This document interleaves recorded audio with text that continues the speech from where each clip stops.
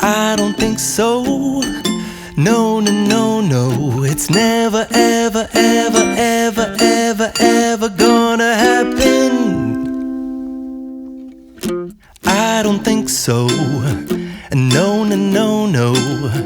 I don't think so. No, no, no, no. It's never, ever, ever, ever, ever, ever gonna happen.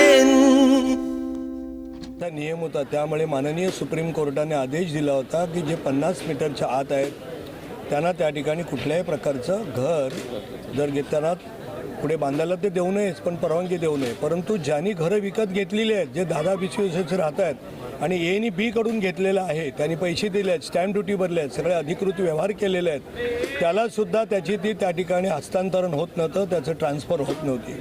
त्याचा परिणाम असा होत होता की त्यांना प्रत्येक ठिकाणी त्या ठिकाणी नियमाला बांधलं गेल्यामुळे त्रास होत होता.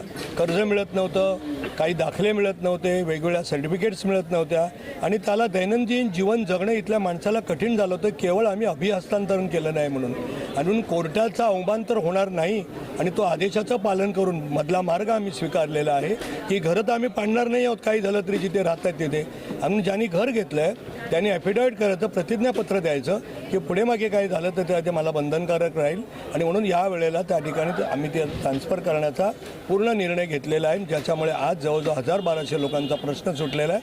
त्यांच्या चेहऱ्यावर एक आनंद आम्ही निर्माण करून दिलेला आहे. त्याचं मला जवळजवळ चारकोप सेक्टर 8 आणि 9 हा मँग्रोव्ज बाधित आहे आणि हा मँग्रोव्ज बाधित जवळजवळ 53 सोसायट्या आहेत. 53 सोसायट्यामध्ये 900 जी घरं आहेत, ही 900 घरांमध्ये NOC माडाची जी NOC म्हणजे हस्तांतरण करण्यासाठी माडाची NOC जी लागते ती NOC मिळत नव्हती आणि ही मिळत नसल्यामुळे ज्या काय मूलभूत सुविधा आहेत शासनाच्या, त्या शासनाच्या मूलभूत सुविधांपासून त्या लोकांना वंचित राहावं लागत होतं. जसं की आता सभापती महोदयांनी सांगितलं, खासदार साहेबांनी सांगितलं की जी मुलं आमची आहेत त्यांना एज्युकेशन लोन भेटत नाही आणि एज्युकेशन लोन न मिळाल्यामुळे त्यांना उच्च शिक्षण घेण्यापासून वंचित.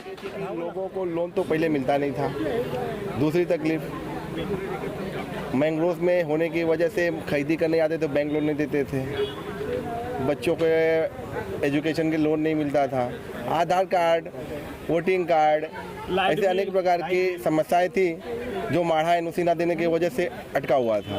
और वो गणेश भाई के फॉलोअप और बाकी जो हमारे मित्र थे उनके सहयोग से एक बोले तो चारकोप सेक्टर 8 और 9 के लिए एक संजीवनी बूटी का काम हुआ है. जो माड़ा की वसाहत है वहाँ पर सरकार का नियम पहले से ही था कि 20 साल तक कोई बेच नहीं सकता और कोई खरीद नहीं सकता है, लेकिन 20 साल होने के बाद में फिर ट्रांसफ़र चार्ज लेकर लोगों के नाम पर घर करने का ये प्रोसेस चालू था.